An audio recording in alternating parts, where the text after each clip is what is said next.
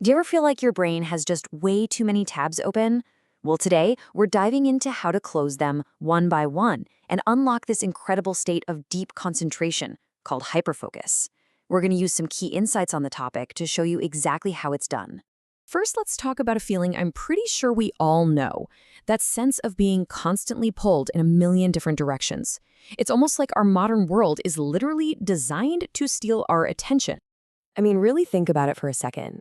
Does it feel like your focus is constantly being hijacked, by notifications, emails, that endless social media scroll? If you're nodding right now, you are definitely not alone. That might feel like the default setting these days, but here's the good news. It absolutely does not have to be. So, how do we fight back? How do we reclaim that focus? Well, the answer lies in a concept called hyperfocus. And I promise you, it's not just some trendy buzzword. It's a powerful, trainable skill that can honestly feel like a genuine superpower in today's world. So, what is it really? Well, hyperfocus is that state you get into when you intentionally channel all of your attention into one single meaningful task. It's all about you deciding where your focus goes instead of letting the world decide for you.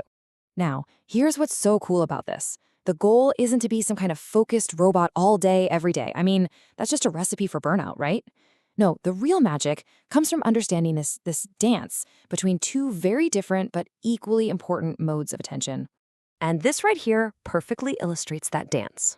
See, on one side, you've got hyperfocus. That's your attentive mode for getting things done. But its partner is scatterfocus. This is when you purposefully let your mind wander. And no, it's not being lazy. It's actually a biological necessity. This is what lets you connect old ideas with new ones, solve those really tricky problems, and have those amazing aha moments. You need both to be at your best. So, what's the core philosophy driving all of this? Well, it's a few key ideas. It's about valuing deep, meaningful work way more than just raw speed. It's about learning to steer those distractions that pop up instead of trying to silence everything completely. It means you have to define your why before you start working. You got to align your most important tasks with your natural energy levels. And finally, using reflection to turn every single focus session into a chance to learn and grow. Okay, so that's the big idea. But how do we actually do it? How do we put this into practice? Well, it all comes down to a super practical 5-step action plan. Think of it as a clear ritual you can start using today. These are the 5 keys that are going to unlock this state of deep focus for you. This is your toolkit for turning all that theory into a real, tangible skill. All right, here's the ritual. Step 1, choose your target. Pick one and only one important task. Step 2, eliminate distractions. That means closing those browser tabs, putting your phone on silent. You're building a fortress of focus. Third, set your focus. Commit to a specific chunk of time, say 60 or 90 minutes, and hit start on a timer. Now, step 4 is crucial. Manage intrusions. When a random thought pops into your head, like, oh man, I need to email Sarah, don't fight it. Just pause, write it down on a notepad next to you, and immediately get back to your task. This gets it out of your head without breaking your flow. And finally, number 5, recharge intentionally. When that timer dings, take just 5 minutes to reflect. What worked, what didn't. This is how you get better every single time. And that first step, choosing your target, man, it is everything. This quote just says it all. Intention turns effort into impact. Because without a clear, single goal, all that effort you're putting in is just busy work.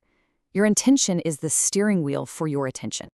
When it comes right down to it, this is so much more than just a productivity hack. Mastering hyperfocus is a pathway to doing more meaningful work, to unlocking your real creativity, and to finding a much deeper sense of accomplishment and just fulfillment in what you do.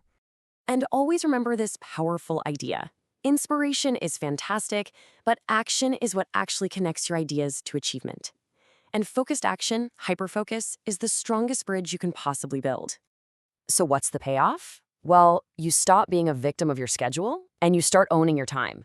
You create the mental space for your creativity to really flourish. And you build the kind of momentum that leads to real, lasting success. So I'll leave you with this question to chew on. When you look back a year from now, what focused action, what piece of deep work that you start today will your future self thank you for? The power to decide that, well, that's entirely yours.